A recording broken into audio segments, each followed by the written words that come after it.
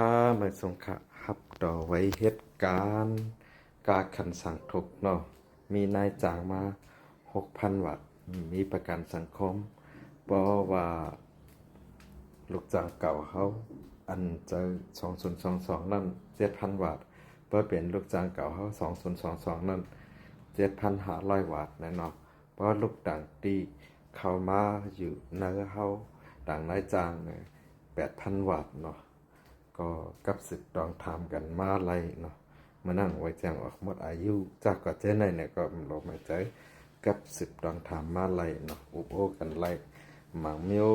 มันหลัดเนื้อเฟสเนื้อแรงไรหมังเมียวเป็นเฮ็ดไรเข้าเฮ็ดไรจากก็เจ้าในโคเตมีเนาะหมังเมียวเข้าเฮ็ดไรเป็นเฮ็ดไรนี่ก็เตมีเนี่ยเนาะกับนั้นเลยตั้งคาเขายุ่มยำไว้วางใจไรกาขันสั่งถูกเนาะยุ่มยำว่าเช็คด้วยหลายตีหลายตั้งขาเขาการขันสั่งทุกแล้วก็แต่เดเขาเตาหาคาเขาไล่ในเนี่ยเขาเนื้อเฟซบุ๊กยูทูบติ๊กต็อกกลุ่มจะในไลน์มดค่ะเนาะค่ะเขียนไว้สื่อจินไลน์เนี่ยพอเด็กเขาด้วยเนื้อเว็บไซต์เนี่ยก็บริษัทหานะครับเนาะลองเข้าด้วยค่ะในเว็บไซต์มาตั้งเพจบุ๊ก YouTube TikTok เพจไลน์จะในเขาขาหางไว้หมดเนาะแต่พี่น้องเขาเด็กเขายาเขานั่นนะก็นั้นเลยย้อนอยู่ดีในเสเลยย้อนยินจมปีตีไก่น้องตีซ้ำตอนตากวนดังนำครับบริษัทเขาขาไว้วางใจเลยต่อปีในมีพี่น้องเขาขามาจางเขาขามาปั่นแห้งเขาขาตั้งนำตั้งหลายครับเนาะเขาขาก็ยุ่มยำว่า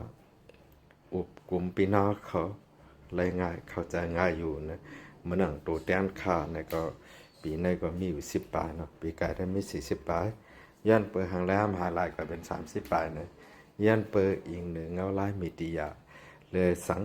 ย่านเปิดอีกหนึ่งลายเฮ็ดและสังเนี่ยเนาะกับนั้นแหละกูก้นค่ะแปลงหนังคาเขาสอนการมานั้นเมื่อไปหมอค่ะเขาสอนป้าหมอมาเนี่ยแต่1 ปี 2 ปีโฮมงานเขาป้าป่นนั่นกว่าเพราะว่ามีตีมากว่าตีมาในก็ไล่ในมันเป็นการธุรกิจการตรงวงก้นเนาะแต่ได้หากินง่ายซ้อมลอยไปเชื่อมีติยานะก็นั่นแหละย้อนอยู่ในวิดีโอในเสร็จแล้วย้อนยินจมพี่น้องเขาที่มาปั่นแห้งเขาขาดดังนำดังหลายเนาะปีในมาต่อวัดไว้ตั้งเขาขาดและสังเนาะมาเฮ็ดวัดใหม่ตั้งเขาขาดและสังเฮ็ดพัสปอร์ตและสังเนี่ยก็ค่อนข้างนำอยู่ครับตึกนำอยู่ก็การขึ้นปีกายได้ขึ้นไรเนาะปีกายเนี่ยมันค่อนข้างเต็นนำเนาะย่านห่างได้มันเต็นนำในย่านเปิดอีกเนื้อเงาลายเนื้อเมืองไต้เขามีปังตึกซึกสือเลยพี่น้องไต้เขาอ่อนกันแล้วเขาเมืองไทยนำหลายเนี่ยเนาะกูตั้งอันนี้วัดเมื่อเต็นนำแก้มได้อีกเนื้อเงาลายเนื้อเมืองไต้มีปังตึกซึกสือในกำพองก็ขึ้นปอกไว้ใส่ขึ้นมืออยู่มือกินวันเกิดเมืองนอนเขาเห็นเนี่ยกับนั่นแหละปีในกูตั้งขนาดเพียงหนังเป็นคนนายนานเนี่ยข้ายุ่มยำว่ากูก็เต็มเหมือนตั้งค่าเขาก้อยเนี่ยตอนหนังเฮ็ด VIP เขาค่าตำป้ออะไรนำกันเนาะก้อยกามอะไรนำเสร็จก็ป้ออะไรไม่ใจบอกว่าใน1 ปากในเนี่ยตึกอยู่ใน60%อยู่นะครับเนาะไปลดมาถึง30%ก็แล้วก็นั้นเลยย้อนยินจมพี่น้องกูก้นค่ะย้อนอยู่ดีในวิดีโอในเสพี่น้องเขาค่ะกว่าเฮ็ดวัดไว้ดีแล้วก็อย่าให้ญาเป็นแหลนเป็นเก้าเนาะกาขันกาโปยอถูกได้เขาก็ว่ากว่าเฮ็ดวัดยอเงินก่อนเงินเฮาแหกับ10เปิ้นก็ไล่โทรหาเพิ่นก็ไล่จากก็จะได้อย่าไปให้อะไรมีค่ะเนาะเพราะว่ามาเฮ็ดตั้งค่าเขาเนี่ยได้ยืมยำไร6 ปากเต็มกาขันมังเมลเนี่ยก็เต็มหมื่นมี10,000 ปลายเนาะมันถึง10,000กับนั้นเลยแต่ที่เฮ็ด CI เนี่ยก็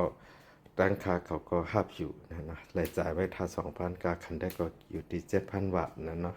รายจ่าย2 ปอกเนี่ยแหละก็เขาค่าเก็บ2 อย่าง2 ลายเนี่ยเอาค่าเงินจมกูก้นค่ะมาส่งค่ะบ๊ายบาย